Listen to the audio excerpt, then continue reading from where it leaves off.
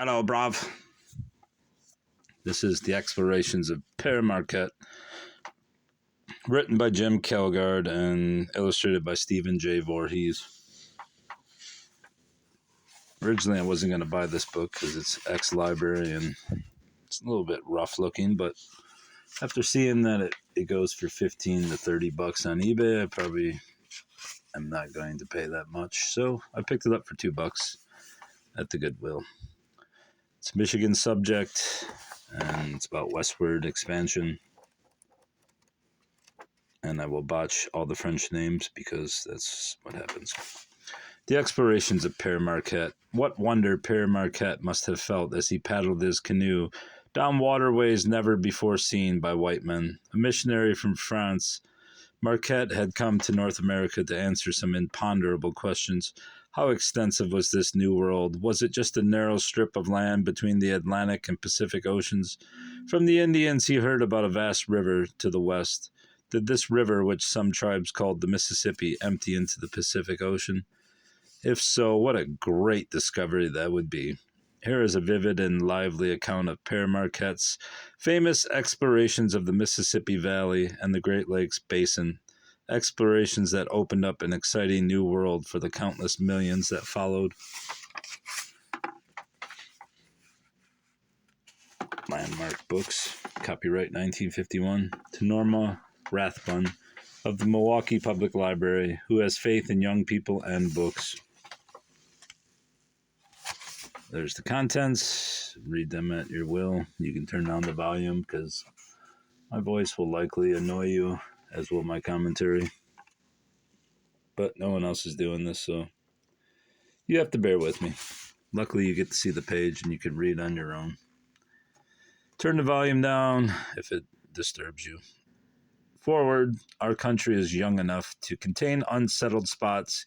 Even in the most densely populated areas, Americans have enough of the pioneering spirit left to make camping in these little stretches of wilderness one of their favorite vacation pastimes.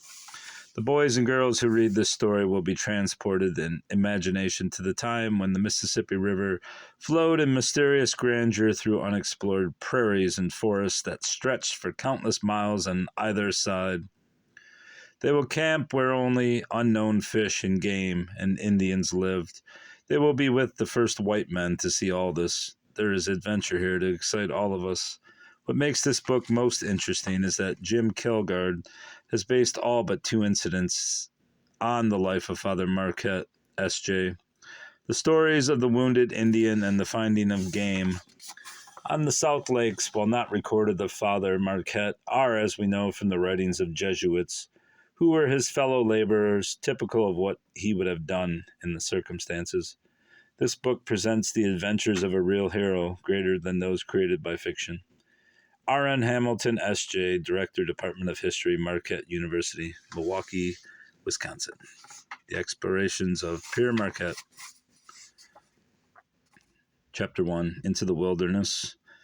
Father Francois Le Mercier, or Père Le Mercier, as he was known to the French, and pardon my bad French pronunciations, as again I said, you can turn down the volume and read at your own leisure. Father Francois Le Mercier, or Père Le Mercier, as he was known to the French-speaking people of Quebec, where he was superior of the Jesuit mission, picked up his goose quill. Dipping it in ink, he wrote, October 10th, 1666, Père Jacques Marquette goes up to 3 Rivers to study the Algonquin language with Père Druillettes. Père Le Mercier leaned back for a moment of quiet thought. Then he rose and went into the chapel. He must offer a prayer for the safety of Père Marquette and those who accompanied him. Though the homelands of the Iroquois, bitter enemies of all Frenchmen, were to the south and west, the French Indians sometimes came into the very outskirts of Quebec itself, and the Iroquois were again on the warpath. Sitting in the big birch bark canoe that was carrying him and his companions up the broad St. Lawrence, young Père Marquette knew a happiness such as he had never felt before. To this end, to travel up this river into the dark and almost unknown wilderness of North America, he had shaped his entire life. Père Marquette watched the French-Canadian boatmen, or voyageurs, who shared the canoe. Then he shifted his paddle, trying to grip it exactly as his seatmate held his. About 3 feet long, including the grip, and about 3 inches wide at the blade, the paddle was light and delicate. However, Père Marquette had found out speedily that handling it properly was an art. He tried to forget the ache in his shoulders. They had been on the river less than an hour, and already he was tiring. He remembered the instructions given him before he left France. You should love the Indians as brothers. Never make them wait for you in embarking. Do nothing to annoy them upon their various journeys. Père Marquette smiled softly. Plainly, the training he had received in the Jesuit college at Nancy and later as a teacher in various places was only part of what a missionary to wilderness savages must know. He must never annoy the Indians, but he knew that he was annoying his companions now. They did not express their displeasure openly, for all of them were deeply religious and were honored to have a missionary in their craft. But the big 35-foot canoe carrying thousands of pounds of goods for the French trading post at Three Rivers and manned by Père Marquette and 13 voyageurs would have gone more swiftly and smoothly had there been 14 voyageurs.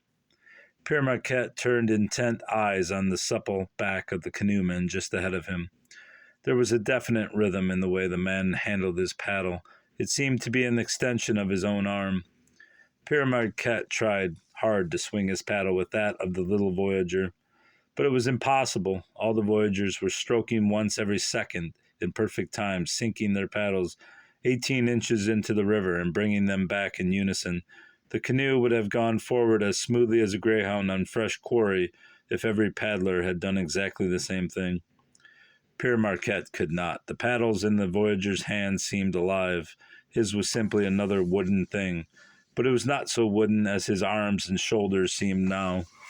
This was the most difficult physical labor he had ever attempted.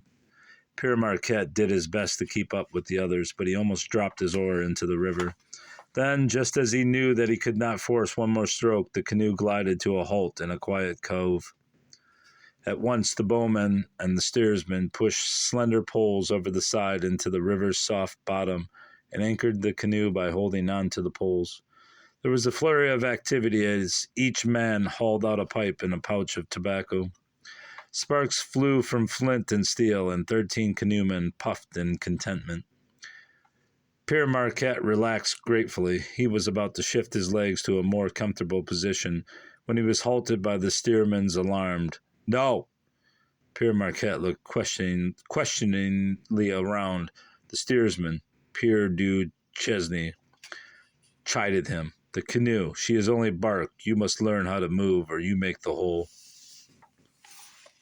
"I'm sorry," Père Marquette said, and tried to ease his aching legs by flexing their muscles. He should have remembered, for he had also been instructed in canoeing before he left France. The fragile bark canoes were very easily damaged. Anyone who embarked in such a craft must always exercise the utmost care. The voyageurs smoked their pipes to the end, and the canoe was put under way once more. Père Marquette did his best to find the proper rhythm of paddling, and still could not. His arms became huge, aching things that seemed ready to drop off. He found himself looking forward to the next stop and the next pipe. They had left Quebec at daylight, but the sun was sinking and evening shadows were gathering before the steersman swung the canoe towards the shore. In spite of the sun, the air was cold. Père Marquette gathered his black robe tighter about him, grateful for its warmth. Paddling more slowly, the canoemen moved their big craft towards the lee of a wooded island, off the shore of which swam a flock of ducks. The paddlers stopped in shallow water 50 yards below the ducks, which watched curiously but without fear. So expert that they scarcely rocked the canoe, each paddler sprang out to land knee-deep in the icy river. Sticks were driven into the river bottom beside the canoe, and to these the craft was anchored. Père Marquette hesitated. He had stepped into the canoe from a pier and until now it had never occurred to him that there must be some safe way of leaving the craft. He looked doubtfully at the water, not afraid of a cold bath, but unsure that he could disembark without damaging the canoe. Père Duchesne waded to his side and looked pleasantly up. "Come," he invited. "Come. Get upon my shoulders," the little steersman said. "I will carry you." Still doubtful, but not knowing what else to do, Père Marquette stood erect. The canoe rocked alarmingly, and voyagers gathered on either side to steady it. Père Marquette placed his legs beneath Père Duchesne's arms. Did I really call him Chesney? I think it's Duchesne, isn't it? And grasped his mount by the shoulders. At once the Jesuit felt a sense of confidence. All the voyagers were small, none over 5'6", but they were very strong, never faltering, absolutely sure of his footing. On the slippery river bottom, Père Duchesne carried Père Marquette ashore and put him down. Other voyagers came with various bundles. Père Duchesne shook himself and laughed. "Ha! A good place." "The island?" asked Père Marquette. "Yes," replied Duchesne. "We see the Iroquois if they come." Père walked back to the canoe and returned with a bell-mouthed gun called the blunderbuss. He strode up the shore until he was opposite the ducks. Then, raising his gun, he discharged it into the flock. There was a great squawking and a mighty thrashing of wings as startled birds beat hurriedly into the air. But a dozen floated quietly, limp wings spread and heads trailing beneath the water. Père Marquette looked at them with interest. This was his first experience with men who killed food as they traveled. However, neither Père Duchesne nor any of the other boatmen made any move towards the slain ducks. Père Marquette looked questioningly towards the steersman. "Are you not going to recover your game?" "No," said Duchesne. "Food we have." "Why did you shoot them?" "It is no matter," Père Duchesne shrugged. "When one is shot, two will come to take its place." Père Marquette said nothing. His heart had bade him work among the savages of the New World. He had not expected his own French countrymen to be only a little less savage than the Indians, but he could not change that. Meanwhile, he could think of the voyagers' many good qualities. Certainly, they could not be excelled as watermen. As though by magic, a fire had sprung up, and a big kettle, supported on 3 stones, stood over it. The kettle was 3/4 filled with water, into which a brooding cook was measuring dried peas, a quart for each man. When the mixture was soft enough, the cook added to it 3 or 4 pounds of finely cut fat pork. Père Marquette snuffed. I can't read. I can't do it. All right. Let's regroup. Père Marquette sniffed hungrily. The stew was crude, but it smelled appetizing. "We eat," Père Duchesne said with enthusiasm. Père Marquette took his place beside the fire and gravely received the huge portion which the little cook ladled out on his plate. The Jesuit ate slowly, with a spoon, trying not to look at his companions, who were noisily stuffing the stew into their mouths with greasy fingers, or even licking it direct from the plates. When Père Marquette had finished, he went down to the river to wash his plate and spoon. Then he replaced them in his kit of personal belongings. Apparently, a Jesuit had only one privilege in this wild land. When there was a danger that he would upset the canoe in disembarking, he would be carried ashore. Otherwise, he would do his full share of the work. After eating, Père Marquette sat quietly, near enough the fire so that he could take advantage of its heat, but far enough away so that he would not interfere with his companions. It had been an exhausting day, and he could not remember ever having been more tired. The voyagers could not feel differently. Père Marquette went a little farther away from the fire and sought his blankets. He drew them around him, reveling in their warmth. Although he was tired, his happiness soared to new peaks. This was an unknown land, a dark country, filled with savage and heathenish tribes. It was the finest possible land for one such as he. As he rested, strange sounds puzzled him. Raising himself from his blankets, he looked towards the fire. The voyagers, who had paddled from dawn to dark, a full 12 hours, were dancing around the fire and singing. Père Marquette's smile seemed to illumine his gentle features. These canoemen must spring from some hardy super race. He fell asleep to the sound of their gay song. The stars were still bright in the heavens early in the morning when he was awakened by a hand on his shoulder.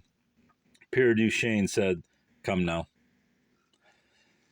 And there you are, the end of chapter 1. Goodbye, bravs.